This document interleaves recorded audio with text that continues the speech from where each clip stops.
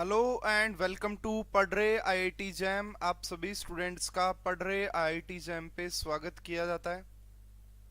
Good afternoon to all of you. And भाई कैसे हो आप सभी बच्चे, और किस किस स्टेट में लॉकडाउन लग चुका है और किस किस स्टेट में नहीं लगा है। ठीक है, तो भाई लॉकडाउन लगे या ना लगे आप सभी सेफ रहिएगा, घर पे रहिएगा और अच्छे से मेहनत करते रहिएगा।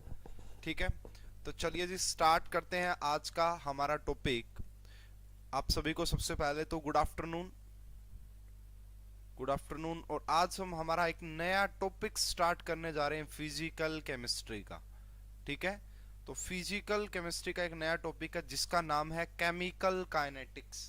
ठीक है, तो आज हम जो बात करेंगे वो केमिकल काइनेटिक्स की बात करेंगे। ठीक है, केमिकल काइनेटिक्स काफी इंपॉर्टेंट टॉपिक है एग्जाम पॉइंट ऑफ व्यू से। लगभग देखो पिछली बार अगर मैं बात करूं, पिछले 2 साल से काफी अच्छे लेवल के क्वेश्चन यहां से पूछे जा रहे हैं, है ना। जो पेपर आपका हुआ था,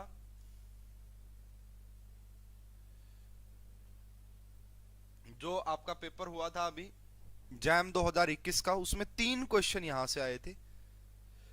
3 क्वेश्चन आए थे और तीनों क्वेश्चन का जो लेवल है वो काफी अच्छा था। तीनों क्वेश्चन ही 2 मार्क्स के थे, यानी कि 6 मार्क्स का पूछा गया था केमिकल काइनेटिक्स। वैसे लगभग आप मान के चलो कि 4 से 5 मार्क्स का तो ये एवरी ईयर पूछा ही जाता है। एंड क्वेश्चन का जो लेवल है ना वो काफी एडवांस लेवल के क्वेश्चन आपसे पूछे जा रहे हैं। जो क्वेश्चन है वो काफी बढ़िया लेवल के है। हालांकि एक बात है भाई, जो भी बच्चे जैम 2020 के 1 के कोर्स में थे उन स्टूडेंट्स के ये तीनों क्वेश्चन बिल्कुल करेक्ट रहे होंगे, क्योंकि मैंने ये कंसेप्ट काफी डिटेल में और काफी अच्छे से पढ़ा रखा था। ठीक है, तो ये बिल्कुल आपके सही रहे होंगे। तो चलिए स्टार्ट करते हैं और देखते हैं कि कैसे कहां से शुरुआत होगी चैप्टर की। तो सबसे पहले हम सिलेबस से बात करेंगे कि ऑफिशियल सिलेबस क्या क्या दिया गया और हमें क्या क्या पढ़ना है। तो देखिए पहले हम सिलेबस से शुरुआत करते हैं, उसके बाद मैं प्रीवियस ईयर एनालिसिस करूंगा और उसके बाद हम टॉपिक को स्टार्ट करते हैं। ठीक है, तो केमिकल काइनेटिक्स में आपका जो लिखा गया है ये आईआईटी जैम का ऑफिशियल सिलेबस में बता रहा हूँ। Reactions of various order. तो वेरियस ऑर्डर यानी कि किस किस ऑर्डर की सबसे इंपॉर्टेंट जो रिएक्शन होती है यहाँ पे आपका, वैसे तो आपको यहाँ पे जीरो ऑर्डर भी पढ़ाएंगे, फर्स्ट ऑर्डर भी पढ़ाएंगे एंड सेकंड ऑर्डर भी मैं पढ़ाऊंगा, लेकिन सबसे ज्यादा जो इंपॉर्टेंट होती है इसमें वेरियस ऑर्डर में वो होती है फर्स्ट ऑर्डर की काइनेटिक्स। फर्स्ट ऑर्डर की जो काइनेटिक्स होती है वेरी वेरी मच इंपॉर्टेंट। उसके बाद अगर हम बात करें यहाँ पे भाई केमिकल काइनेटिक्स के बाद कौन सा टॉपिक आ जाता है जी आपका, तो केमिकल काइनेटिक्स के बाद नंबर आता आर्हीनियस इक्वेशन का। ठीक है, आर्हीनियस इक्वेशन का नंबर आता है। तो इससे भी क्वेश्चन आए हैं भाई आईआईटी जैम में। कोलेजन थ्योरी हालांकि इतना ज्यादा इंपॉर्टेंट नहीं है, इनसे क्वेश्चन आते नहीं है, लेकिन लिखा हुआ यहाँ पे collagen theory and transition state theory. देखो ये इनसे क्वेश्चन नहीं आते हैं, सही बताऊं तो काफी कम इंपॉर्टेंट है ये, है ना। तो ये दोनों टॉपिक भी यहाँ पे है। Chain reaction, this is most important topic. ये आपका मतलब एडवांस लेवल के जो क्वेश्चन आते हैं ना वो यहां से आते हैं भाई। आपको 2 टाइप के रिएक्शन पढ़ाएंगे, उनके फॉर्मूले पढ़ाएंगे और उनसे related GATE point of view से भी यही टॉपिक इंपॉर्टेंट होता है। गेट में और नेट में भी यहां से क्वेश्चन आते हैं। तो इसमें क्या है कि आपको छोटू गुड आफ्टरनून, छोटू वेलकम। मैं तो सोच रहा था भाई आज आया ही नहीं है कोई भी क्लास में, कोई बात नहीं, चलो आप देखो इसको कंटिन्यू करो अच्छे से। तो चेन रिएक्शन में मैं आपको बेसिकली 2 टाइप की रिएक्शन आपको पढ़नी भाई। एक को बोला जाता है आपका सीरीज रिएक्शन, ठीक है, सीरीज, एंड दूसरी को बोला जाता है आपका पैरेलल रिएक्शन। इन दोनों के फॉर्मूले, इन दोनों के ग्राफ मोस्ट इंपॉर्टेंट है, मोस्ट इंपॉर्टेंट। जैम 2021 में भी यहां से क्वेश्चन आया भाई, जैम 2021 में भी यहां से क्वेश्चन आया और जैम 2020 में भी यहां से क्वेश्चन आया था। एंड क्वेश्चन का लेवल एडवांस लेवल का होता है, ये मैं आपको बता रहा हूं। चेन रिएक्शन काफी इंपॉर्टेंट टॉपिक हो रहा है पिछले 2 साल से। हालांकि मैंने ये भी देखा है कि केमिकल काइनेटिक्स से या तो बहुत टफ क्वेश्चन पूछते हैं या बहुत इजी क्वेश्चन पूछते हैं। ठीक है, तो वो हमें ध्यान रखना पड़ेगा। तो चेन रिएक्शन यहाँ पे लिखा हुआ देखो। चेन रिएक्शन के बाद अगर आप यहाँ पे आगे देखते हो तो लिखा हुआ है आपका नॉर्मल एंड ब्रांच्ड। ठीक है, नॉर्मल एंड ब्रांच्ड। देखो नॉर्मल को तो सीरीज वाले ही बोला गया है है ना, मैं डिटेल में पढ़ाऊंगा, मैंने पिछली बार भी काफी अच्छे से पढ़ाया था, है ना। एंड ब्रांच्ड का मतलब पैरेलल हो जाता है। एंजाइम कैटालिसिस काइनेटिक्स को भी समझना है, एंजाइम्स की काइनेटिक्स कैसे होती है। फोटोकेमिकल प्रोसेसेस को भी हमने समझना है यहाँ पे, एंड कैटालिसिस को भी यहीं पे पढ़ना है। हालांकि कैटालिसिस के लिए हम अलग से भी पढ़ लेते हैं, सरफेस में आपको कैटालिस्ट पढ़ा दिया जाता है, ठीक है। आभा सिंह, आभा सिंह आपका नाम बताइए, आपका नाम क्या है? आभा सिंह आपका नाम क्या है भाई, कौन से स्टूडेंट हो आप? ठीक है, तो ये कैटालिस्ट, तो ये टॉपिक है भाई जो हमारे एग्जाम पॉइंट ऑफ व्यू से इंपॉर्टेंट है। इनमें से भी मैं कहूंगा कि अभी देखो मैं दिखाता हूं आपको, चलो कि क्या एनालिसिस है प्रीवियस ईयर का, प्रीवियस ईयर का क्या एनालिसिस है। अगर आप बात करोगे जैम 2020 में तो 2 क्वेश्चन पूछे गए थे, 2 4 नंबर के थे। इस बार अगर मैं यहाँ पे बताऊं आपको, मैंने हालांकि जैम 2021 के तो क्वेश्चन भी लिए हुए दिखाने के लिए। अगर आप बात करेंगे जैम 2021 की, तो आपसे 3 क्वेश्चन पूछे गए थे जो कि 6 मार्क्स के थे। मैं कहूंगा कि वो मॉडरेट टू टफ थे, लेकिन भाई जिन भी बच्चों ने पढ़ा हुआ वो इजिली सोल्व कर देते। 2 क्वेश्चन एमसीक्यू टाइप के थे, 2 क्वेश्चन एमसीक्यू टाइप के थे, एक क्वेश्चन एनईटी टाइप का था। जो टॉपिक थे वो मैं बता देता हूं। एक क्वेश्चन पूछा गया था टी हाफ लाइफ मेथड जो होता है, टी हाफ लाइफ मेथड, इससे पहले भी क्वेश्चन आ चुके हैं, इससे जैम 2020 में भी क्वेश्चन आ चुका है। दूसरा जो क्वेश्चन था वो आपका था सीरीज रिएक्शन से, है ना, जो ये लिखा हुआ ना प्रोग्रेस ऑफ रिएक्शन। आभा सिंह आप कौन है भाई, जल्दी से कमेंट करके बताएं मुझे, नहीं तो फिर आपका ब्लॉक करना पड़ेगा वीडियो, ठीक है। सीरीज। एंड तीसरा जो है बेसिकली आपके पास वो आ जाता है T half life method series. और तीसरा जो क्वेश्चन आया था वो आया था आपका, बहुत ही इंपॉर्टेंट टॉपिक है, स्टडी स्टेट अप्रोक्सीमेशन। क्या है? Steady state approximation. तो इन 3 टॉपिक से क्वेश्चन था जैम 2021 में। क्वेश्चन का लेवल काफी अच्छा था तीनों का ही, ठीक है। उसके बाद और भी देख लो भाई। तो यूजुअली अगर आप देखोगे तो हर साल लगभग 19 में 5 नंबर का आया, 18 में भी 5 का, 17 में भी 5 का, 16 में 4 का, 15 में 2 का। तो काफी हाई लेवल के क्वेश्चंस यहाँ से देखे जाते हैं। और अगर आप देखेंगे कि कितने से कितने मार्क्स के क्वेश्चन आते हैं, तो आपका मैं ये कहूंगा कि ये 4 to 7 मार्क्स का केमिकल काइनेटिक्स पूछा जाता है। मिनिमम 4 मार्क्स का है एंड मैक्सिमम 7, 3 क्वेश्चन आ जाते हैं। Good afternoon Suryansh, good afternoon. चलिए अब आगे बात कर लेते हैं भाई। इसमें देखो ये एक तो ये क्वेश्चन था आपका, बड़ा इजी सा क्वेश्चन होता भाई। इसमें टी हाफ लाइफ मेथड पढ़ाया जाता है ना, ये आराम से है, ये पढ़ाया था मैंने, काफी अच्छे से पढ़ाया था। तो ये वो स्टूडेंट्स आराम से क्रैक कर सकते थे। यहाँ पे क्या होता है ना, आपको अलग अलग कंसंट्रेशन दी है, टी हाफ लाइफ मेथड बोलते हैं इसे। तो एक क्वेश्चन तो ये था भाई जैम 2021 का। उसके बाद दूसरा क्वेश्चन ये राजी, सीरीज रिएक्शन दी और फॉर्मूला पूछा है, ये भी काफी अच्छे से। इन्हें है ना कॉन्सिक्यूटिव रिएक्शन बोलते हैं, स्पेशली ये सीक्वेंशियल रिएक्शन होती है। Okay okay Suryansh, no problem, no issue, कोई बात नहीं है, ठीक है। तो ये आपका जो है ये भी 2 मार्क्स का क्वेश्चन पूछा गया था। एंड अगर हम बात करें यहां से तो ये 59, ठीक है। ये जो है ना ये आपका स्टडी स्टेट अप्रोक्सीमेशन है ना, स्टडी, ये भी मैंने काफी डिटेल में पढ़ाया था भाई पिछली बार। अभी आपके पास भी वो रिकॉर्डेड कोर्स अवेलेबल है, तो आप देख सकते हो कि स्पेशली लास्ट के 2 लेक्चर से कवर हो रहा है सब, ठीक है। एंड इसी को देखो, एक बात बता दूं, ये जो क्वेश्चन है, और एक बात और देखो, स्टडी स्टेट अप्रोक्सीमेशन का तो है ही, ये क्वेश्चन सेम टू सेम उठाया गया था गेट 2016 से। तो इसका मतलब गेट के क्वेश्चन को रिपीट किया गया था आईआईटी जैम में, ठीक है। ऐसा नहीं है कि भाई ये अलग से ही कुछ कंसेप्ट थे आपको आएंगे नहीं, बिल्कुल इजीली आप कर सकते हैं इसको।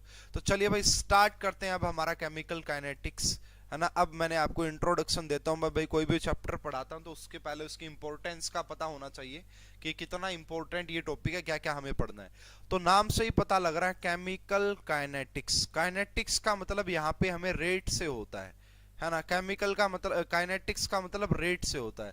तो हमें यहाँ पे मेजरली इस पूरे चैप्टर में बात करनी है आपका, है ना, रेट ऑफ रिएक्शन, यानी कि रिएक्शन का rate, and progress of the reaction, यानी कि मैकेनिज्म क्या है ना। रेट और मैकेनिज्म के बारे में ही डिस्कशन यहाँ पे हमने करना है। तो भाई रेट क्या होता है, सबसे पहले तो रेट ऑफ रिएक्शन क्या होता है।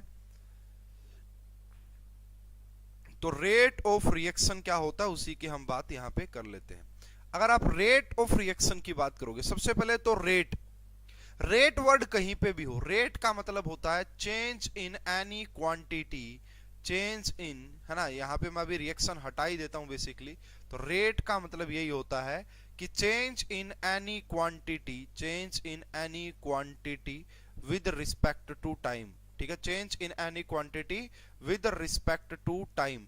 अगर टाइम के साथ कोई क्वांटिटी चेंज हो रही है तो उसे हम रेट बोलते हैं। अब यहाँ पे अगर बात करें रेट ऑफ रिएक्शन क्या हो जाएगा भाई, तो रिएक्शन में क्या क्या चेंजेस हो सकते हैं। मेजरली तो कंसंट्रेशन चेंज होती है, मोल्स चेंज होते हैं, या फिर प्रेशर चेंज होता है। ज्यादातर तो यही चीजें हमें यहाँ पे पढ़ने को मिलेंगी। तो यहाँ पे रेट ऑफ रिएक्शन की बात करोगे तो चेंज इन कंसंट्रेशन, चेंज इन क्या क्या चीजें, चेंज इन या तो कंसंट्रेशन, चेंज इन कंसंट्रेशन या फिर आपका प्रेशर, चेंज इन कंसंट्रेशन और pressure with respect to time, with respect to time. Time के साथ कंसंट्रेशन या प्रेशर का चेंज होना ही आपका रेट ऑफ रिएक्शन कहलाता है। ठीक है, रेट ऑफ रिएक्शन कहलाता है। तो यहाँ पे यही देखना भाई कैसे आपका कंसंट्रेशन चेंज हो गई, कैसे आपका जो है प्रेशर चेंज हो गया, इसी के बारे में पढ़ना है। किस ऑर्डर पे वेरी करते हैं वो सारी चीजें हमें धीरे धीरे से समझ में आएंगी। अब देखिए अगर हम बात करें on the basis of rate of reaction, on the basis of rate, on the basis of rate, अगर आप रेट के बेसिस पे बात करोगे, on the basis of rate reactions are 3 types. तो 3 टाइप की रिएक्शन देखने को मिलती है। अगर आप रेट के बेसिस पे बात करोगे तो 3 टाइप की रिएक्शन देखने को मिलती है।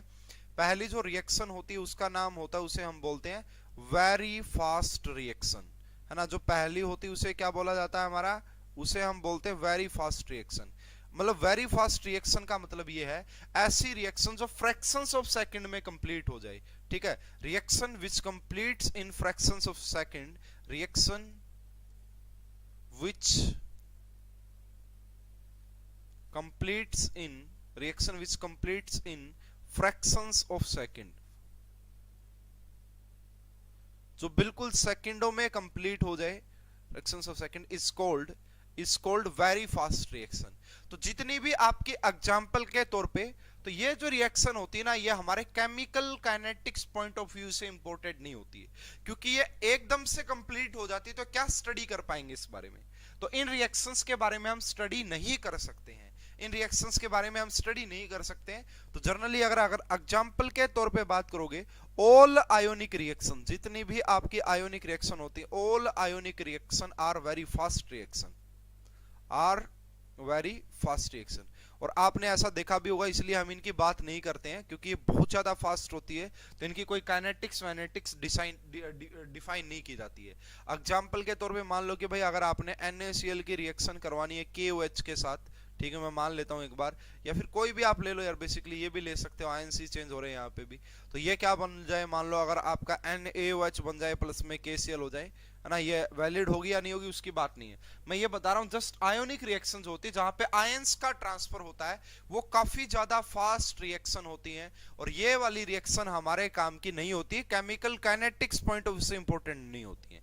ठीक है, हमारे पास जो सेकंड टाइप ऑफ रिएक्शन आती है, that is very slow reaction, that is very slow reaction. ऐसी रिएक्शंस जो भाई सालों में जाके कंप्लीट होती है। ठीक है, reaction which completes in years and months, तो उसको हम क्या बोलते हैं, उसको हम क्या बोलते हैं, वेरी स्लो रिएक्शन। अब मान लो भाई हमने फॉर एग्जांपल PhD में कोई रिएक्शन ले ली ऐसी, और हम स्टडी करने लगे और पता लगे कि वो रिएक्शन 2 साल में जाके कंप्लीट होगी, तो क्या रिसर्च कर पाएंगे उसके ऊपर, तो उसकी स्टडी करना भी बेकार होता है। तो वेरी स्लो रिएक्शन का मतलब होता है जो आपका काफी मतलब टाइम कंज्यूमिंग होती है, काफी सालों में जाके कंप्लीट होती है। कंप्लीट इन ईयर्स, है ना, कंप्लीट्स इन ईयर्स, भाई जो आपका काफी ज्यादा टाइम में जाके आपका कंप्लीट हो, तो उसे हम वेरी स्लो रिएक्शन बोल देते हैं। एग्जांपल के तौर पे रस्टिंग ऑफ आयरन, लोहे के जंग लगना, रस्टिंग ऑफ आयरन, ठीक है, लोहे के जंग लगना इज वेरी स्लो रिएक्शन। ठीक है ना, काफी टाइम में जाके लोहा खराब होता है या जंग लगता है। तीसरे टाइप की रिएक्शन जो हमारे इस चैप्टर पॉइंट ऑफ व्यू से इंपॉर्टेंट भी है, उन्हें हम बोलते हैं मॉडरेट रिएक्शन। क्या बोलते हैं, मॉडरेट रिएक्शन, जो ना तो बहुत ज्यादा फास्ट होती और ना ही बहुत ज्यादा स्लो होती, ऐसी रिएक्शन को हम बोलते हैं moderate reaction. And this is perfect for the study of rate. अगर आपको यहाँ पे रेट की स्टडी करनी है तो दिस रिएक्शन आर बेस्ट। तो तो यहाँ पे क्या होता है आपका कंप्लीट इन मॉडरेट टाइम, ठीक है, complete in moderate time, moderate time पे कंप्लीट होती है, ठीक है, कंप्लीट इन मॉडरेट टाइम। तो ये आपका, तो जितनी भी आपकी मोलिकुलर रिएक्शन होती है, एग्जाम्पल के तौर पे आप लिख लीजिएगा यहाँ पे कि मोलिकुलर रिएक्शन जो होती हैं, मोलिकुलर रिएक्शन का मतलब जहां पे कुछ पुराने बॉन्ड टूटेंगे वो सारी जो है आपका वो मॉडरेट रिएक्शन की कैटेगरी में आती हैं, वो सारी ही मॉडरेट। एग्जाम्पल के तौर पे देखिए यहाँ पे मान लो हैबर प्रोसेस देख लो, N2 की रिएक्शन अगर आप करवा रहे हो 3H2 के साथ, इससे आपको मिलेगा 2NH3 गैस, क्या मिलेगा, ये वाला। तो यहाँ पे पहले NN का बॉन्ड टूटा होगा, यहाँ पे HH का बॉन्ड टूटा होगा और यहाँ पे आपका 2 अमोनिया बना होगा, तो इसी को मॉडरेट रिएक्शन बोलते हैं। And for the study of rate this is perfect, ये हमारे लिए बेस्ट रिएक्शन होती है अगर हमें यहाँ पे किसकी स्टडी करनी है, रेट की ही स्टडी करनी है तो, ठीक है भाई। चलो अब आगे देखते हैं, अगर हम यहाँ पे रेट की बात करें कि उसको कैसे दिखाया जाएगा फॉर्मूले के हेल्प से, कि इस रेट को हम कैसे दिखा सकते हैं, तो समझिएगा। एंड पूरे चैप्टर में मैं कुछ इसी तरीके से ये जो है नोटेशन यूज करने वाला हूं। तो यहाँ पे मान लो कि आपने कोई ए लिया रिएक्टेंट एंड वो आपका कन्वर्ट हो गया बी के अंदर, ठीक है, तो ए आपने कोई रिएक्टेंट लिया तो वो आपका कन्वर्ट हो गया प्रोडक्ट बी के अंदर। अगर मैं यहां पे लिखूं T इज इक्वल टू 0 पे, T इज इक्वल टू 0 का मतलब होता है कि यहाँ पे इस ए की कोई ना कोई इनिशियल कंसंट्रेशन रही होगी जिसे मैं ए नोट से बोलता हूं, है ना स्टूडेंट। मैं पूरे चैप्टर में इनका बार बार यूज करूंगा, इसलिए आप अभी से समझ लें कि इसका मीनिंग क्या बनता है यहाँ पे, ठीक है। तो यहाँ पे ए का मतलब होता है आपका इनिशियल कंसंट्रेशन से, ए का मतलब किससे होता है, यहाँ पे इनिशियल कंसंट्रेशन से होता है। देखो तो इनिशियली सिर्फ रिएक्टेंट रहा होगा, प्रोडक्ट तो 0 ही रहा होगा। अगर बात करें T इज इक्वल टू किसी पर्टिकुलर T टाइम पे, तो वहां पे क्या होगा, यहाँ पे ए नोट माइनस एक्स हो चुका होगा, यानी कि ए नोट में से कुछ न कुछ तो मोल्स या कुछ न कुछ कंसंट्रेशन तो कम हुई होगी ना, तो इसे ए नोट माइनस एक्स लिखते हैं और इसे हम यहाँ पे लिखेंगे एक्स बना होगा। तो इसी को वहां पे उसको अगर इनिशियल कंसंट्रेशन तो इसे एटी से भी डिनोट कर देते हैं, इसे हम फाइनल कंसंट्रेशन भी बोलते हैं, या फिर इसे हम बोलते हैं कंसंट्रेशन एट टाइम टी। इसको हम काफी बार डिनोट करते हैं बीटी से, अभी जैसे ही हम लिखना स्टार्ट करेंगे तो तभी जाके हमारी आदत बनेगी पूरे चैप्टर में। तो इसे हम प्रोडक्ट की फाइनल कंसंट्रेशन बोलते हैं। एटी को रिएक्टेंट की फाइनल कंसंट्रेशन बोला जाता है, बीटी को प्रोडक्ट की फाइनल कंसंट्रेशन बोला जाता है, ठीक है। अब हमें रेट का मतलब मैं आपको यही तो बता रहा था कि change in concentration with respect to time. तो अगर मैं यहां पे बात करूं, देखो आप है ना इस ए के रिस्पेक्ट में भी रेट निकाल सकते हैं, आप इस बी के रिस्पेक्ट में भी रेट निकाल सकते हैं, और आप इस पूरी रिएक्शन का रेट भी निकाल सकते हैं।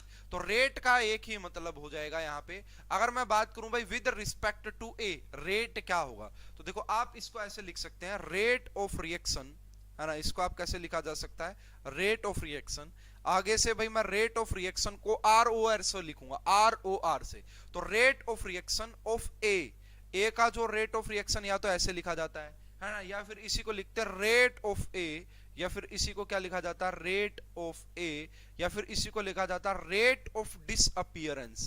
क्या भी वर्ड यूज करते हैं, रेट ऑफ डिसअपियरेंस। डिसअपियरेंस क्यों, अरे भाई ए रिएक्टेंट है, अगर वो रिएक्टेंट है तो उसकी कंसंट्रेशन कम होगी, सीधी सी बात है, वो कंज्यूम होगा रिएक्शन में, वो आपका डिसअपियर होगा क्योंकि प्रोडक्ट में कन्वर्ट होगा। तो देखो इसको तीन तरीके से लिखा जा सकता है। सबसे पहला तो लिखा जा सकता है रेट ऑफ रिएक्शन ऑफ ए, उसके बाद rate of A, rate of disappearance, या फिर इसे आप रेट ऑफ कंजम्पशन भी लिख सकते हैं, रेट ऑफ कंजम्पशन, है ना, रेट ऑफ आप इसे कंजम्पशन भी लिख सकते हैं, कंजम्पशन। तो ये बेसिकली इतने तरीके से इसको लिखा जा सकता है। अब ये किसके इक्वल होता है और इसको दिखाते कैसे हैं, तो देखो सबसे पहली बात तो यहाँ पे देखो डिसअपियरेंस होता है ना, रेट कभी भी नेगेटिव नहीं हो सकता, है ना, कभी भी रेट नेगेटिव नहीं होता, वो हमेशा पॉजिटिव होता है। बट यहाँ पे हम नेगेटिव साइन का यूज इसलिए करते हैं क्योंकि हम ये दिखाना चाहते हैं, है ना, क्योंकि हम ये दिखाना चाहते हैं कि यहाँ से आपका जो रेट है वो डिसअपियर हो रहा है, मतलब यहाँ से आपका जो रिएक्टेंट है वो प्रोडक्ट में कन्वर्ट हो रहा है। एक मिनट, हाँ ठीक है, एक मिनट, थोड़ा सा मैं इस कैमरे को सेट कर लेता हूँ।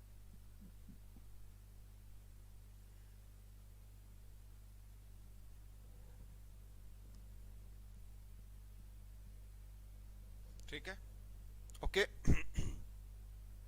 चलिए, तो ये रहा। तो इसको हम ऐसे दिखाएंगे कुछ, ये इक्वल माइनस साइन हम जानबूझ के लगाते हैं। उसका रीजन क्या है, ताकि ये आपका हमें पता रहे कि ये डिसअपियर हो रहा है, ये कम हो रहा है, ये रिएक्टेंट की बात की जा रही है। तो ये हो जाएगा, यहाँ पे डेल्टा वर्ड भी यूज कर सकते हैं, डेल्टा।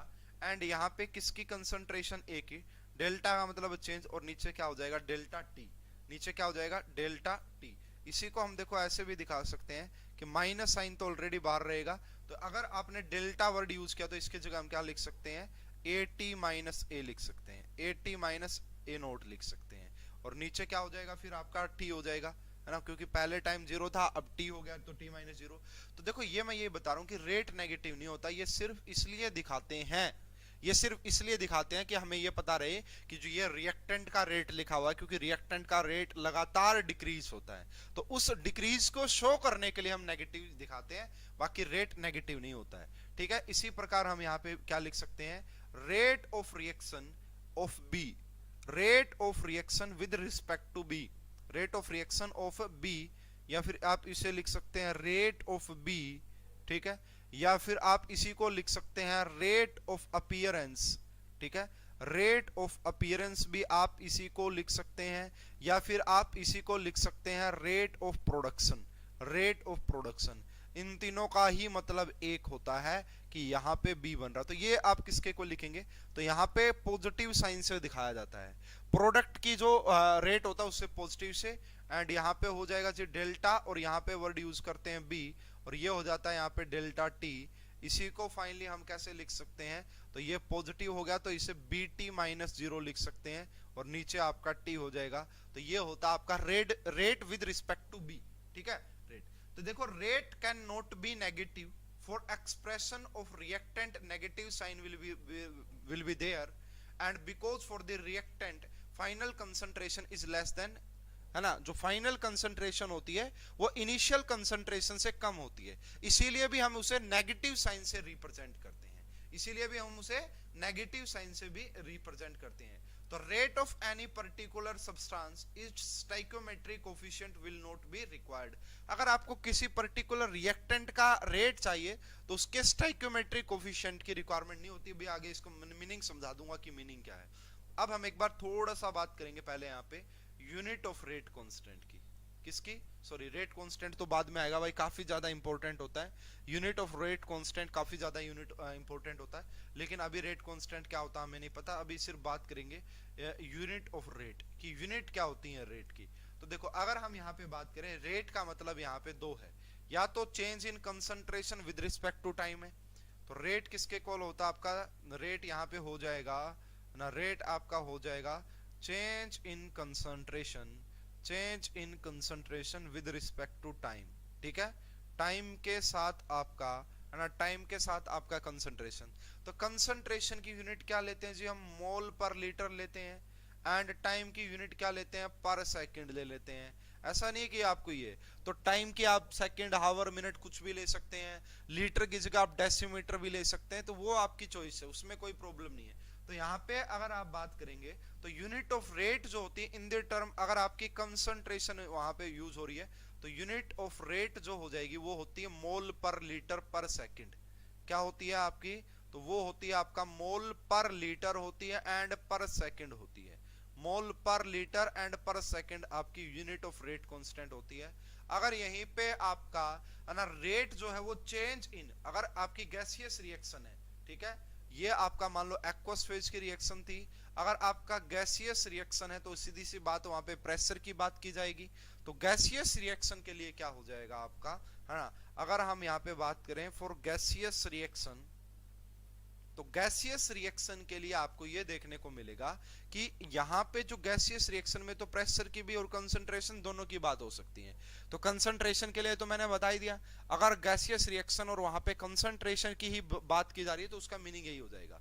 तो ये आ जाएगा change in pressure with respect to time, change in pressure with respect to time. तो यही हमारी क्या हो जाती है जी गैसियस रिएक्शन के लिए।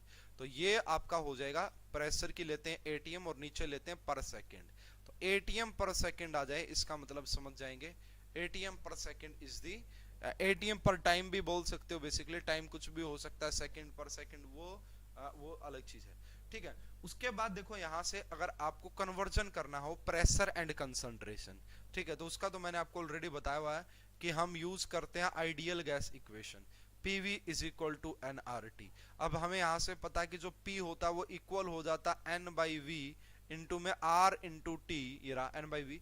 तो N का मतलब होता है नंबर ऑफ मोल्स, V का मतलब होता है वॉल्यूम। तो N/V को ही हम क्या बोल देते हैं, तो जो प्रेशर वो इक्वल होता है CRT के इक्वल, है ना। प्रेशर किसके इक्वल होता है सर, टाइम का सेकंड होगा ना सर, टाइम का सेकंड होगा ना। जरूरी नहीं है छोटू, ऐसा बिल्कुल भी जरूरी नहीं कि आप टाइम सेकंड में लेंगे। आप टाइम को पर हावर में भी ले सकते हैं, आप टाइम को पर मिनट में भी ले सकते हैं। जरूरी नहीं कि सेकंड होगा छोटू, ऐसा जरूरी नहीं होता कि सेकंड। काफी बार आपको ऐसे क्वेश्चन देखने को मिल जाएंगे जहां पे यूनिट को हावर में लिया हुआ होता है, तो ये जरूरी नहीं होता कि सेकंड में ही लेना है, ठीक है। कुछ भी ले सकते हो आप, पर टाइम ले सकते हो, टाइम में सेकंड मिनट हावर कुछ भी पॉसिबल हो सकता है, ठीक है। तो जो यहाँ पे प्रेशर हो जाएगा वो किसके इक्वल हो गया, CRT के इक्वल। और इस पर्टिकुलर केस में देखो टेम्परेचर तो आपको गिवन मिलेगा, ठीक है। तो इस पर्टिकुलर केस में जब ये वाला फॉर्मूला लगाओ, आप प्रेशर और कंसंट्रेशन के बारे में निकाल रहे हो, तो यहाँ पे आपको जो R की वैल्यू लेनी है यूनिवर्सल गैस कांस्टेंट की, वो लेनी है 0.0821 वाली, या इसी को हम 1/12 से भी लिख देते हैं। और टेम्परेचर जो आप लोगे जब आप इन दोनों का रिलेशन निकाल रहे होगे, तो टेम्परेचर आपको केल्विन में लेना है, टेम्परेचर आपको केल्विन में लेना है। सूर्यांश कह रहे हैं yes sir, okay very good. तो टेम्परेचर आपको यहाँ पे केल्विन में लेना है। अब देखिए भाई, जो ये मैं टॉपिक आपको पढ़ा रहा हूँ अब नेक्स्ट वाला, इसके ऊपर ऑलरेडी आपके एग्जाम में क्वेश्चन आ चुका है। तो ये फर्स्ट टाइप का क्वेश्चन है, देखो है ना। मैं ये एक बात और बता दूं भाई आपको, पहली 2 क्लासेस जो हैं वो थोड़ा सा आपको लगेगी भाई बहुत ज्यादा बेसिक है, बोरिंग सी है, कुछ मजा नहीं आ रहा है। उसके बाद हमारा चैप्टर स्टार्ट होता है, और लास्ट तक जब पहुंचोगे, जब मैं आपको स्टडी स्टेट अप्रोक्सीमेशन पढ़ा रहा हूँ, सीरीज और पैरेलल रिएक्शन पढ़ा रहा हूँ, तो वहां पे एक लेवल बन जाएगा, नेट और गेट तक का लेवल बन जाएगा आपका। लेकिन मैं कह रहा हूँ धीरे धीरे फॉलो करना पड़ेगा। अब ऐसे नहीं कि पहले 2 लेक्चर में खुद मानता हूँ कि है कि बोरिंग टाइप से गए हैं, ये चीजें आपको आती भी होंगी, लेकिन मेरा फर्ज बनता है कि मैं शुरू से ही पढ़ाऊँ आपको, बिल्कुल बेसिक से पढ़ाऊँ। हो सकता है काफी स्टूडेंट्स को आइडिया ना हो इन चीजों का भी, ठीक है। और ऐसा नहीं कि यहाँ से क्वेश्चन नहीं आते, मैं आपको भाई वो क्वेश्चन भी है साथ में। देखो अब ये जो नेक्स्ट टॉपिक करवा रहा हूँ इसके ऊपर ऑलरेडी 2017 में क्वेश्चन आया है, तो ऐसी बात नहीं कि क्वेश्चन नहीं आते, क्वेश्चन बिल्कुल आते हैं। आइए देखते हैं, तो नेक्स्ट है, तो अब हम बात करेंगे relationship between rate of different species, है ना। तो अब हम बात करेंगे, देखिएगा ये टॉपिक भी काफी इंपॉर्टेंट है, relationship between different rates of different species, है ना। Relationship between rate of different species, कि भाई अलग अलग स्पीसीज, कोई रिएक्टेंट है, प्रोडक्ट है, उनके बीच में क्या रिलेशन होता है, डिफरेंट स्पीसीज, ठीक है। तो relationship between rate of different types of species, इनके बीच में क्या रिलेशन होता है। तो देखिए एक रिएक्शन लिखते हैं और उससे समझेंगे इसको काफी अच्छे से, कि एक रिएक्शन लिखते हैं और उसी से आपको सारी चीजें धीरे धीरे समझ में आ जाएंगी, ठीक है। ऑडियो वीडियो सब क्लियर है ना। चलिए तो देखो यहाँ पे हमने लिखा कि 2A है, वो आपका बेसिकली कन्वर्ट हो रहा है 3B में, तो इसका जो रेट है उसका आपको बताने की क्या क्या होगा। तो इनिशियली अगर मैं t इज इक्वल टू 0 पे बात करूं, तो इसकी कंसंट्रेशन मैंने A0 मान ली है, इसकी कितनी हो जाएगी 0। अगर मैं बात करूं t is equal to t पे, तो ये हो जाएगी आपका A0 माइनस 2x, और ये हो जाएगी आपका 3x।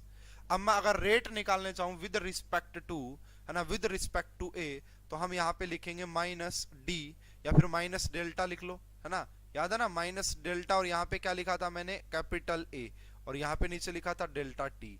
तो ये किसके इक्वल आ जाएगा, यही तो है आपका रेट ऑफ A, यही किसका रेट ऑफ A है, इसको इक्वल लिख सकते हैं। तो माइनस ऑलरेडी है यहाँ पे, ठीक है। तो इसको बेसिकली क्या लिखेंगे, final concentration minus initial concentration, तभी तो चेंज का पता लगता है, तो ये हो गया। अब यहां से अगर हम देखें तो ध्यान से देखिएगा स्टूडेंट, इस A0 से A0 कैंसिल, माइनस से माइनस, तो यहां से क्या मैं ये लिख सकता हूं कि जो मेरा 2 इंटू में dx by dt, क्या लिखा मैंने, 2 इंटू में dx by dt किसके इक्वल आ गया, minus delta A by dt के इक्वल, है ना। और यही क्या ये रेट है। अगर मैं यहां से लिखूं कि मेरा dx बाई डी टी किसके इक्वल आ जाएगा, dx बाई डी टी, तो आपको लिखना पड़ेगा कि -1/2। यहाँ पे अगर आप d यूज कर रहे हैं ना, तो यहाँ पे भी d यूज कर सकते हो, तो यहाँ पे आप लिख सकते हो minus da by D T, है ना। तो da बाई डी टी है आपका, है ना, rate of reaction with respect to a। And ये जो dx बाई डी टी आता है ना, स्टूडेंट्स इस पॉइंट को भी नोट कीजिएगा, स्टूडेंट्स इस पॉइंट को भी नोट कीजिएगा कि ये जो dx बाई डी टी आता ना, इसी को हम बोलते हैं आपका रेट ऑफ रिएक्शन। तो इसका मतलब क्या है कि जो रेट ऑफ रिएक्शन है ना, पूरी रिएक्शन का जो रेट है ना, वो ए के साथ कैसे अफेक्ट कर रहा है। तो जो ए का रेट है ना, अगर उसका 1/2 कर दें, और 1/2 ही क्यों किया, क्योंकि उसका स्टोइकियोमेट्रिक कोफिशिएंट 2 था। तो अगर आपको पूरी रिएक्शन का रेट निकालना है dx बाई डी टी का, तो क्या करो, जो रिएक्टेंट का रेट है उसको डिवाइड कर दो उसके स्टोइकियोमेट्रिक कोफिशिएंट से। क्या करो, जो रिएक्टेंट का रेट है उसको डिवाइड कर दो उसके स्टोइकियोमेट्रिक कोफिशिएंट से। ठीक है ना, समझ में आ रही है मेरी बात आपको। ये तो बड़ा आसान सा पॉइंट है, देखो यार, इतना कोई हैवी पॉइंट नहीं बता रहा मैं। और वहीं पे अगर मैं यहाँ पे ही बात करता, किसकी बात करता दूसरी, तो मैं बात कर सकता हूं कि dB बाई डी, देखो अब मैं यहां से लिखूंगा कि rate of production of B, तो वो मैं क्या लिखूंगा, डेल्टा बी कंसर्न, एंड यहाँ पे क्या लिखूंगा ये, तो इसको किसके को लिखना पड़ेगा जी, यहाँ पे पॉजिटिव है ऑलरेडी, तो डेल्टा यहाँ पे क्या लिखेंगे, अब यहाँ पे डेल्टा, अब इसकी जगह अब कंसंट्रेशन कितनी है 3x, पहले कितनी थी 0, इसको डिवाइड कर देंगे किससे, dt से। ठीक है, जब आप देखोगे यहां से, तो आपको पता लगेगा कि यहां से जो dx बाई डी टी आ रहा है ना, वो आ रहा है आपका 1/3 dB बाई डी टी के इक्वल। ये क्या किया जी, इसका मतलब है अगर कोई प्रोडक्ट रहे ना, बस साइन वहां पे पॉजिटिव रहेगा, उसको भी स्टोइकियोमेट्रिक कोफिशिएंट से आपने डिवाइड करना पड़ेगा। अगर मैं अब यहां से कहूं, क्या मैं ये लिख सकता हूं ओवरऑल कि जो मेरा dx बाई डी टी होगा, dx बाई डी टी का मतलब होता है रेट ऑफ रिएक्शन जो होगा वो किसके इक्वल हो जाएगा, तो वो लिख सकते हैं -1/2 and da by D T के इक्वल होगा। एंड इसी को किसके इक्वल भी लिख सकते हैं कि +1/3 dB बाई डी टी, ये एक दूसरे के इक्वल हो जाएंगे। और यहां से अगर आप रिएक्शन से इसको समझना चाहें, इन जनरल रिप्रेजेंटेशन में एक और बनवा दूंगा अभी आपका, तो वो यही है कि आपको अगर रेट निकालना है, अगर आपको ए के रिस्पेक्ट में रेट गिवन है, बी के रिस्पेक्ट में निकालना है, तो कुछ इस तरीके से निकाल सकते हैं। अभी मैं एक दो एग्जांपल और आपको बता देता हूं, उसके बाद एक जनरलाइज्ड फॉर्मूला लिखवा दूंगा, और उसके बाद वो आपका जो जैम 2017 का क्वेश्चन वो इजीली सोल्व हो जाएगा। तो मान लीजिए अगर आप यहाँ पे लिखा हुआ है 2a प्लस में 5b, और इसकी रिएक्शन आपने करवा दी है 6c के साथ। तो एक तरीका तो यही है कि इसको आप पूरा अच्छे से लिख के देखें कि ये a नोट है, ठीक है, ये आपका इनिशियली बी नोट है, ये शुरू में 0 रहा होगा। अगर आप यहाँ पे बात करेंगे t is equal to T time पे, तो ये a नोट माइनस एक्स बन गया होगा, ये b नोट माइनस 5x बन गया होगा, एंड यहाँ पे आपका 7x बन गया होगा। ऐसे ही तो लिखेंगे ना आप, सॉरी हाँ 6s आएगा, 7 कहाँ से आएगा, तो यहाँ पे देखो 6 है तो ऊपर क्या आ जाएगा 6s यहाँ पे बन गया होगा। अब यहां से अगर आप लिखना चाहो तो minus D A by D T किसके इक्वल आ जाएगा, तो minus D A by D T किसके इक्वल आएगा, ए नोट में से जब आप ये माइनस करोगे तो ये आ जाएगा आपका 2 इंटू में D X by D T. तो यहां से जो आपका D X by D T आ जाएगा वो किसके इक्वल आ जाएगा, वो आ जाएगा -1/2 D A by D T के इक्वल आ जाएगा, -1/2 D A by D T के इक्वल आ जाएगा। इसी प्रकार अगर आपसे यहाँ पे पूछा जाता कि minus D B by D T, अब इसका भी माइनस क्यों दिखाया है, इसका भी रीजन यही है कि ये भी रिएक्टेंट है, ये भी डिसअपियर होगा, ये भी कम हो रहा है, तो ये आ जाता 5 इंटू में dx बाई डी टी। तो यहां से अगर आप dx बाई डी टी निकालते, dx बाई डी टी, तो वो किसके इक्वल आ जाता, तो वो आता आपका -1/5 इंटू में आपका db बाई डी टी। इसी प्रकार आप सी के रिस्पेक्ट में निकालोगे, तो ओवरऑल तो हम निकाल लेंगे। अब जर्नलाइज्ड फॉर्मूला मैं आपको बता देता हूं, इन जनरल मैं बता देता हूं कि क्या चीज काम करती है, इन जनरल मैं आपको बता देता हूं कि क्या काम यहाँ पे बेसिकली करता है। मान लो अगर आपको गिवन यहाँ पे अल्फा ए प्लस में बीटा बी, अल्फा ए प्लस में बीटा बी, इसकी रिएक्शन आपने करवा दी है, और यहां से आपको मिला है गामा सी। तो जो आपका रिएक्शन का रेट हो जाएगा, रेट ऑफ रिएक्शन जो आपका यहाँ पे हो जाएगा ROR, रेट ऑफ रिएक्शन, या जिसे मैं बोल रहा हूँ dx बाई डी टी, वो किसके इक्वल हो जाएगा, इनके केस में क्या लिखेंगे -1/α dA/dt लिखेंगे, यानी कि इसके स्टोइकियोमेट्री से डिवाइड कर देंगे, ये इक्वल हो जाएगा आपका -1/β, एंड ये क्या बन जाएगा भाई आपका dB/dt हो जाएगा, dB/dt। एंड इसी को इक्वल लिख देंगे किसके, 1/γ इनटू में dC/dt। तो इस प्रकार से आपके पास ये जर्नलाइज्ड फार्मूला आ जाता है। अगर आपको किसी भी का इनमें आपस में रिलेशन निकालना है कि रेट के अंदर क्या रिलेशन होता है, ठीक है, समझ में आई बात, समझ में आई। तो इस प्रकार से आप यहाँ पे निकाल सकते हैं।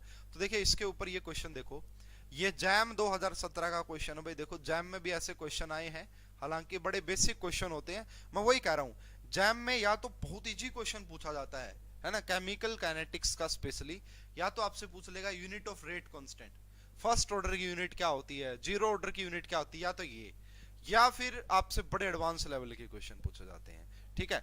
और एडवांस भी कुछ नहीं भाई, समझोगे तो बिल्कुल आराम से समझ में आ जाएगा। तो इन्होंने कहा कि हमारे पास एक रिएक्शन है, मैं लिख लेता हूं रिएक्शन क्या है, कि 2A प्लस में B और उससे हमें मिल रहा है यहाँ पे C प्लस D। इन्होंने बोला कि rate of consumption of A is this, ये A का रेट है, रेट ऑफ कंजम्पशन ये है, तो आपको बताना rate of production of C। तो क्या मैं एक बात यहां से लिख सकता हूं इस रिएक्शन को देख के कि -1/2 dA/dt, -1/2 dA/dt किसके इक्वल लिख सकता हूं, मुझे तो C का निकालना है, तो क्या मैं लिख सकता हूं dC/dt के इक्वल ये, जल्दी से बोलो, क्या ऐसा लिखा जा सकता है? यस। अब देखो ये माइनस साइन जस्ट रिप्रेजेंटेशन, कभी भी प्रोडक्ट में ये मत लगा के आ जाना, है ना। तो अगर मुझे यहां से dC/dt निकालना है तो मैं क्या करूंगा, मुझे ये बोला गया है कि रेट ऑफ डिसअपीयरेंस या कंजम्पशन। अब कंजम्पशन बोल दिया तो मुझे नेगेटिव दिखाने की जरूरत नहीं है, अगर दिखा भी लो लेकिन प्रोडक्ट में मत लिखना। इसका मतलब क्या है कि यहाँ पे 0.1 जो है ये इसका रेट है, और इसको आप 2 से डिवाइड कर दो तो देखोगे तो कितना आ जाएगा, 0.05 आ जाएगा। तो ये इस क्वेश्चन का करेक्ट, और पॉजिटिव ही दिखाना है, नेगेटिव मत दिखा देना। और वैसे भी रेट ऑफ प्रोडक्शन नेगेटिव हो भी नहीं सकता है, रेट ऑफ प्रोडक्शन नेगेटिव हो भी नहीं सकता है। तो इस क्वेश्चन का जो करेक्ट आंसर आना था वो 0.05 आना था। छोटू सूर्यांश बोलिए, समझ में आया ये आपको? जल्दी से बोलिए कि क्या ये आपको समझ में आ गया? बड़ा इजी सा क्वेश्चन था, देखो इसमें कोई इतनी बड़ी बात है नहीं कि आपको समझ में ना आए। तो ये जैम 2017 का, तो मैं क्वेश्चन साथ में जरूर लेता हूं ताकि आपको रहे कि हाँ इनसे क्वेश्चन आए हैं। चलो भाई अब आगे क्वेश्चन है कि आपसे बोला गया एक रिएक्शन है 2A प्लस में 3B, एंड केमिकल काइनेटिक्स में रिएक्शन आपको जरूर गिवन होगी भाई, ठीक है, रिएक्शन आपको जरूर बना के दी जाती है, ठीक है, वेरी गुड, ओके। तो यहाँ पे आपसे बोला है कि 2A plus 3B gives 5C, initial concentration of A is 10 molar. यहाँ पे बोला है कि इनिशियली कंसंट्रेशन ऑफ ए की जो कंसंट्रेशन है इज 10 मोलार, वो 10 मोलार है, ठीक है, 10 मोलार है, which change to 5 molar in 20 second, ठीक है, विच चेंज टू, है ना, 10 मोलार से कितनी होगी 5 molar, which change to 5 molar in 20 second, in 20 second, 20 second में ऐसा हुआ है। तो आपको कैलकुलेट करना है रेट ऑफ रिएक्शन, है ना। आपको यहाँ पे बताना है, सबसे पहली चीज तो आपको बतानी है ROR, रेट ऑफ रिएक्शन कितना होगा। दूसरा आपको बताना है यहाँ पे कि rate of reaction with respect to A, फिर आपको बताना है rate of reaction with respect to B, and आपको बताना है rate of reaction with respect to C। ये क्वेश्चन है, फटाफट से बताएं इसका आंसर क्या होगा, फटाफट से बताएंगे। बड़ा इजी सा क्वेश्चन भाई, बड़ी बेसिक सी क्लास है। नेक्स्ट में मैं फिर भी थोड़े से अच्छे एग्जांपल ले लूंगा, बढ़िया ले लूंगा, थोड़े से समझ में आ जाएंगे आपको।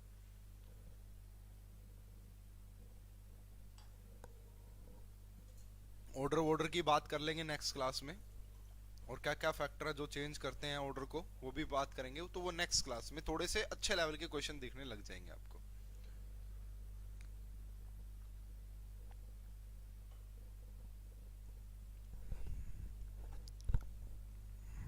तो देखिए यहाँ पे अगर मैं बात करूं तो रेट का मतलब होता है change in concentration with respect to time. तो अगर मैं dx/dt निकालूं तो वो कैसे निकलेगी, पहले कंसंट्रेशन कितनी थी 10, अब कितनी होगी 5, कितने का चेंज हुआ, है ना, कितने का चेंज हुआ, तो 10 - 5, 5 का चेंज हुआ कितने टाइम में, 20 सेकंड में। इसका मतलब जो हमारा आ जाएगा ना वो आएगा आपका 0.25, है ना, कितना आ जाएगा 0.25 एंड मोल पर लीटर पर सेकंड। ये आपका रेट, पूरी रिएक्शन का रेट आ गया dx बाई dt। अब मुझे क्या क्या निकालना है जी, यहां से मेरे को बोला गया कि minus D by D T निकालिए, तो मुझे पता है कि जो dx बाई डी टी है ना वो किसके इक्वल हो जाएगा, dx बाई डी टी, तो वो आपका इक्वल हो जाएगा 1/2, ठीक है 1/2, तो minus D A by D T, है ना। तो अब कुछ मत करना, अब सिंपली इसकी मल्टीप्लाई कर देना। अगर आपको यहां से चाहिए कि D A by D T कितना होगा, minus D A by D T कितना होगा, तो वो आपका हो जाएगा आपका 0.5, कितना हो जाएगा 0.5, ठीक है 1/8। 1/8 कैसे होगा भाई, सूर्यांश ध्यान नहीं दे रहे हो आप इतनी छोटी सी बात पे, थोड़ा सा ध्यान दो कि आपको ये निकाला, आपने ये निकाला है। एक मिनट रुको भाई, हाँ ये बात सही गई आपने, सॉरी सॉरी सॉरी, एक मिनट, मैंने क्या कहा यहाँ पे, yes yes yes yes, this is not rate of reaction, ये रिएक्शन का रेट नहीं है भाई। देखो क्यों नहीं है, क्योंकि यहाँ पे एक वर्ड यूज किया गया कि सिर्फ एक ही कंसंट्रेशन बताई गई है, सिर्फ एक ही कंसंट्रेशन। तो ये जो निकला ना ये minus D A by D T निकला है, सॉरी ये मैंने मिस्टेक कर दी थी यहाँ पे। तो ये जो ऊपर निकला है ना वो minus D A by D T निकला है, क्यों, क्योंकि यहाँ पे ये रेट, ये जो कंसंट्रेशन वो with respect to a change हो रही है, तो ये रहा। उसके बाद अब हमें ये निकालना है, यस अब बिल्कुल आपका करेक्ट है ये यहाँ पे, तो ये इतना आ गया, और इसको जब आप देखेंगे तो ये आ जाएगा आपका 0.125, ठीक है ना, इतना कुछ आएगा ये, है ना, इतना ही आएगा, क्या आएगा जो भी आएगा देख लेना यार, है ना, 1/8 आ जाएगा, ये भी आपका बिल्कुल करेक्ट है 1/8। तो ये 1/8 जो होगा ना ये होगा आपका रेट ऑफ रिएक्शन, ये ROR हो गया, रेट ऑफ रिएक्शन। अब इसके बाद अगर आपको यहां से निकालना हो कि भाई dB बाई डी टी क्या होगा, तो हमें पता है कि -1/3 minus dB by D T किसके इक्वल होता है आपका, वो इक्वल होता है 1/2 minus D A by D T के, है ना। अरे ये बात तो सही है। तो अगर आपको ये चाहिए तो आपको क्या करो, जो 3/2 है इनटू में क्या कर दो 1/4 कर दो, बस सिंपली, है ना। जो आपका ये है तो इसको आप 1/4 कर दो, तो ये कितना आ जाएगा आपका 3/8 आ जाएगा। कितना, नेगेटिव नहीं दिखाना है यहाँ पे, क्योंकि रेट कभी भी नेगेटिव नहीं होता, जस्ट रिप्रेजेंटेशन के लिए दिखाते हैं। अगर मैं यहाँ पे बात करूँ डीसी, तो इसका स्टाइकोमेट्री क्या है ये, तो इसको मैं डायरेक्ट लिख सकता हूँ, अगर मैं यहाँ से लिखूं कि डीसी बाई डी टी किसके इक्वल हो जाएगा, तो आपका 5 चला जाएगा ऊपर इंटू में 2, और इसकी मल्टीप्लाई कर देंगे 1/4 से। तो जब आप इसको सोल्व करोगे तो ये आ जाएगा 5/8, तो ये आपका ऑर्डर आ जाएगा विद रिस्पेक्ट टू सी। तो इस टाइप से आपसे ये चीजें बेसिकली पूछी जा सकती हैं, ठीक है। तो ये कोई इतनी बड़ी बातें नहीं है कि जो आपको समझ में ना आए, तो बड़ी आसान सी चीजें होती हैं, आप इजीली इसको समझ सकते हैं, ठीक है, बेसिक है ये। अब हम बात करते हैं भाई different types of rate. Next जो है हमारा वो है आपका different types of rate, different types of rate. तो बेसिकली यहाँ पे डिफरेंट टाइप्स ऑफ रेट, दो रेट की बात की जाती है, एक होता है एवरेज रेट और एक होता है इंस्टेंटेनियस रेट। तो ये दो टाइप के रेट होते हैं, दोनों में क्या डिफरेंस होता है जी, आओ एक बार थोड़ा सा जान लेते हैं, थोड़ा सा समझ लेते हैं। हालांकि बिल्कुल भी इंपॉर्टेंट नहीं है, हमारे एग्जाम पॉइंट ऑफ व्यू से कभी पूछा नहीं है, क्योंकि पूछने के लिए और बहुत अच्छी अच्छी चीजें हैं, है ना।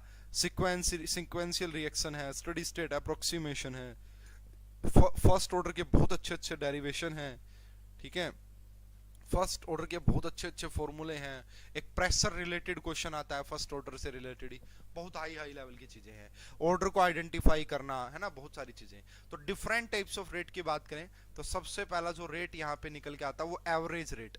नाम से ही पता लग रहा है कि एवरेज, एवरेज रेट का मतलब होता है ये एक इंटरवल ऑफ टाइम के दौरान लिया गया रेट होता है। तो एवरेज रेट की बात करोगे, rate measured over a finite time of interval, ठीक है, फाइनाइट इंटरवल ऑफ टाइम। तो रेट मेजर्ड, अगर हम बात करें यहाँ पे आपका, तो rate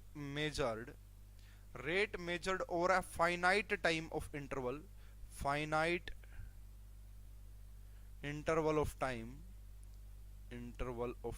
finite interval of time, and it's obtained by knowing the concentration of substance at two different times, है ना।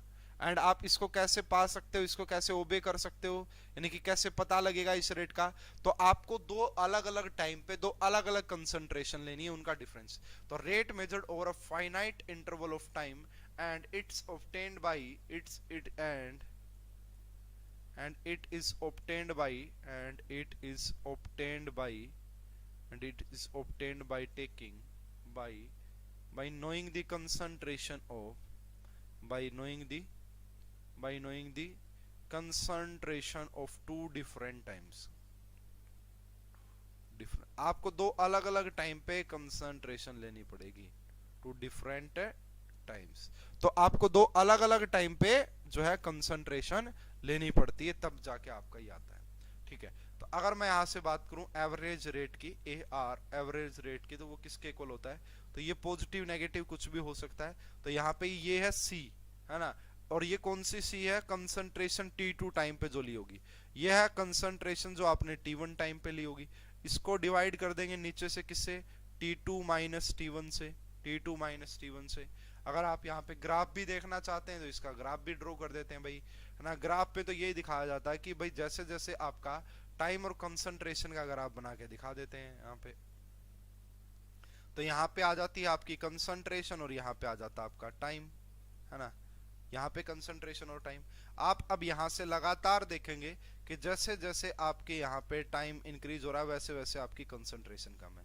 तो मान लो भाई यहाँ पे आपने देखा कि ये T1 टाइम है, तो ये जो आपका T1 टाइम है इसके दौरान जो आपकी कंसंट्रेशन वो C1 थी, और फिर आपने थोड़ी सी देर बाद और डाटा लिया तो यहाँ पे जो ये आपका टाइम आ रहा है ये आपका बेसिकली T2 है, और इसके ऊपर जो कंसंट्रेशन है वो C2 है, इसके ऊपर जो कंसंट्रेशन है वो आपका C2 है। तो इसी को हम एवरेज बोलते हैं, इसी को हम एवरेज, कि दो अलग अलग टाइम, यानी कि ये आपने इतने इंटरवल के दौरान जो रेट रहा होगा उसी को तो एवरेज रेट बोलते हैं, उसी को तो एवरेज रेट बोलते हैं। अगर एग्जांपल के तौर पे देखना चाहते हो, मान लो कि एक ग्राफ बना के ऐसे दे दिया आपको यहाँ पे, है ना, आपको एक ग्राफ बना के दे दिया यहाँ पे कुछ इस प्रकार से ये दिया, यहाँ पे बोला गया कि भाई इस पॉइंट पे जो आपकी कंसंट्रेशन है वो 50 है, 50 है, यहाँ पे 50 मोलार है कंसंट्रेशन, और यहाँ पे टाइम है 10 मिनट में गिवन है ये टाइम। तो यहाँ पे कंसंट्रेशन आपको गिवन है मोलार में, एंड टाइम जो यहाँ पे गिवन है आपको वो मिनट में गिवन है।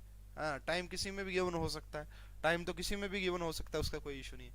और यहाँ पे थोड़ी सी देर बाद आप देखते हो कि कंसंट्रेशन आपका जो हो जाती है वो 10 मोलार हो जाती है, और टाइम यहाँ पे आपका 20 होता है। तो बोलेंगे भाई बताओ इसका एवरेज रेट क्या होगा। तो एवरेज रेट तो यही देखेंगे कि अब कंसंट्रेशन कितनी है 10, एंड पहले कितनी थी 5 50, टाइम कितना था पहले, है ना, टाइम पहले कितना T2 माइनस T1 करेंगे तो 20 माइनस ये। तो जब देखोगे यहाँ पे ये 4 मोल पर मिनट आ जाएगा ये, है ना। तो मोल पर लीटर पर मिनट ये आपका इसका क्या आ जाएगा, एवरेज रेट आ जाएगा ना। पॉजिटिव नेगेटिव ये भी मैं वही बता रहा हूँ कि इसको आप कैसा भी करके दिखा सकते हैं, वो कोई ज्यादा इशू वाली बात नहीं होती है। तो ये एवरेज रेट होता है, मतलब ये एक इंटरवल पे लिया जाता है, इंटरवल ऑफ टाइम पे, तो इसे एवरेज रेट बोला जाता है।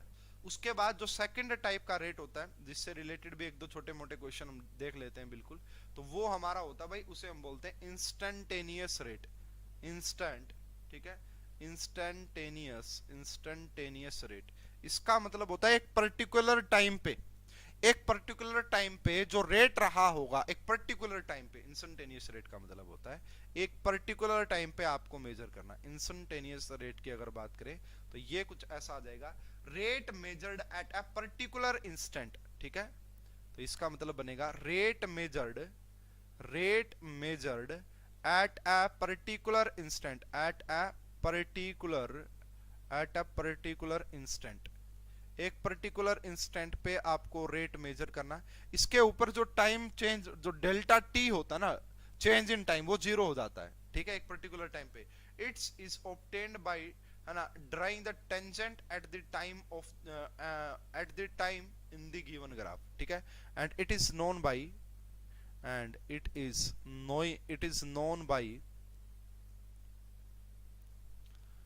tangent, draw a tangent on the timeline in the graph। भाई अगर आपको इसका पता करना ना, देखो इसमें भी ग्राफ कुछ ऐसा ही आ जाता है, तो इसमें भी कुछ ऐसा ही है। मान लो भाई यहाँ पे भी ग्राफ कुछ इसी तरीके से देंगे, ठीक है, लेकिन यहाँ पे क्या करना है कि आपको एक टेंजेंट ड्रॉ कर लेना है, ठीक है। तो ये जो टेंजेंट आप ड्रॉ करोगे, यहाँ पे जो थीटा रहेगा, थीटा है ना, इसका जो स्लोप है बेसिकली, इसका स्लोप किसके इक्वल आ जाएगा, टेंजेंट थीटा के इक्वल आ जाएगा।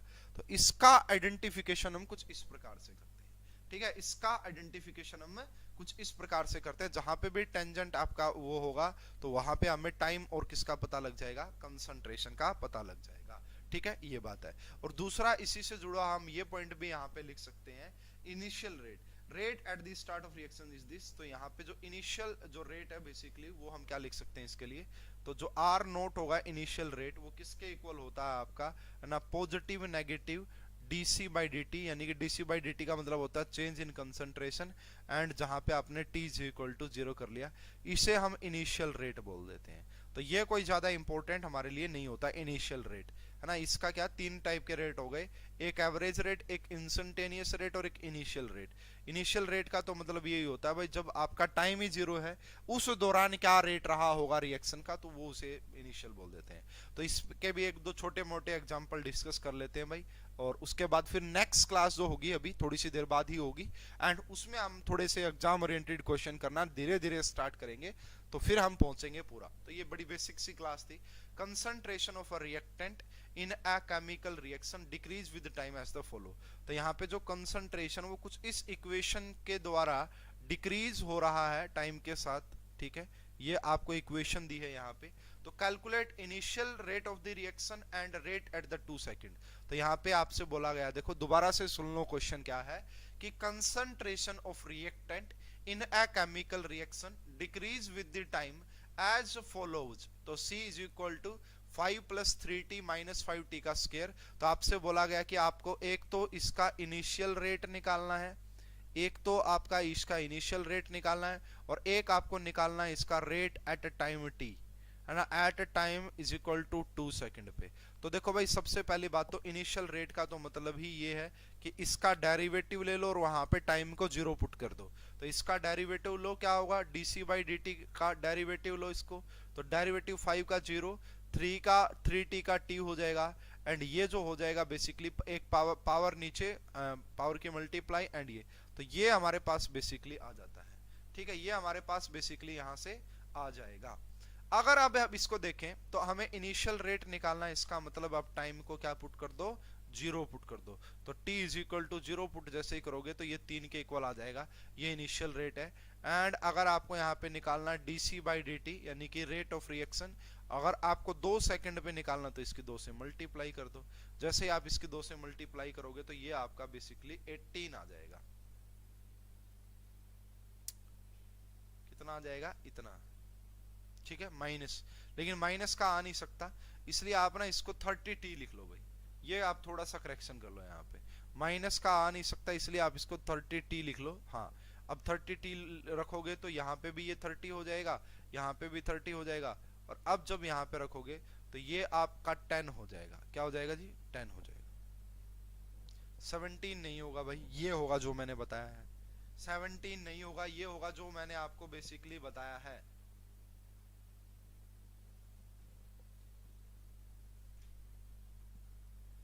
एक लास्ट क्वेश्चन और डिस्कस कर लेते हैं बस इसके ऊपर, उसके बाद नेक्स्ट क्लास से हमारे जो है फैक्टर देखेंगे कि क्या क्या फैक्टर है जो कि रेट को अफेक्ट करते हैं। तो यहाँ पे आपको बोला गया है, एक यहाँ पे लिखा हुआ है कि एक equation log minus da by D T is equal to log db by D T, and इसका कर रखा है यहाँ पे +1, इसका क्या कर रखा है यहाँ पे +1। Calculate molar ratio of A and B in the reaction. Calculate molar ratio,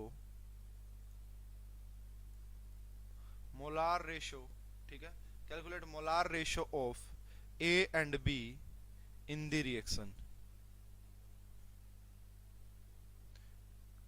बताओ भाई इसका आंसर क्या है, यानी कि ये बताओ कि A का स्टाइकोमेट्रिक कोफिशिएंट क्या है एंड B का स्टाइकोमेट्रिक कोफिशिएंट क्या है।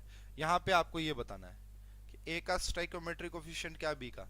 देखो क्या मैं इसको यहाँ पे आके नेगेटिव में लिख सकता हूँ इसको, तो देखो यहाँ पे लॉग की प्रॉपर्टी बेसिकली पता होनी चाहिए, तो यहाँ पे होता minus D A by D T है ना। अब ये भी यहाँ पे आके माइनस का हो जाएगा, तो लॉग यहाँ पे भी क्या बनेगा जी, आपका बनेगा D B by D T, और ये हो जाएगा यहाँ पे 1। अब log a माइनस बी होना, तो उसे हम log a बाई बी लिख सकते हैं, तो यहाँ पे इसी प्रकार से मैंने क्या लिखा इसको, तो इसकी को हम लिख सकते हैं log minus D A by D T, and इसको लिखा जा सकता है आपका D B by D T. ठीक है, तो अब ये किसके इक्वल हो जाएगा जी, log 1 जो होता है ना, log 10, 1 जो वैल्यू log 10 की वैल्यू जो 1 होती है, यहाँ पे log से log कैंसिल आउट हो जाएगा, तो यहाँ से हम साफ साफ देख पा रहे हैं कि यहाँ से आपका क्या आ जाएगा कि जो minus D A by D T जो रहेगा है ना, minus D A by D T जो रहेगा, यहाँ पे आपको एक चीज और ध्यान रखनी थी कि ऊपर आपसे ये भी बोला गया है कि ए टू बी, एक रिएक्शन जहां पे ए टू बी था। ठीक है, तो यार तो minus D A by D T किसके इक्वल आ गया, 10 टाइम्स इनटू में D B by D T. इसका मतलब ये कब आई होगी आपके पास, इसका मतलब ये कब आई होगी आपके पास, तो ये तभी आई होगी आपके पास जब आपका 10A कन्वर्ट हो रहा होगा B के अंदर, ये तभी पॉसिबल है। तो मोलार रेशो कितना हो जाएगा, 10:1। मोलार रेशो कितना हो जाएगा, 10:1 हो जाएगा। तो ये अभी तक जो हमने बात की बिल्कुल बेसिक बात थी, हालांकि इससे इतने बेसिक से भी आईआईटी जैम में क्वेश्चन पूछा है, फिर भी मैंने आपको थोड़ा सा ये कंसेप्ट बता दिया है, मैंने इंपॉर्टेंट टॉपिक बता दिए। नेक्स्ट क्लास में जरूर हम अच्छे क्वेश्चन करेंगे, तो थोड़ी सी देर के बाद ही मिलते हैं 4 PM पे नेक्स्ट क्लास के साथ। वहां पे बेसिकली इस टाइप के क्वेश्चन करेंगे। मैं थोड़ा सा आइडिया दे देता हूँ कि भाई हमने कंसंट्रेशन को 3 गुना कर दिया, तो बताइए रेट के ऑर्डर ऑफ रिएक्शन क्या होगा। ऑर्डर बेसिकली पूरे चैप्टर में ऑर्डर के बड़े क्वेश्चन आते हैं। जैसे अगर मैं आपको बताऊं, यहाँ पे भी ये भी एक मेथड होता है।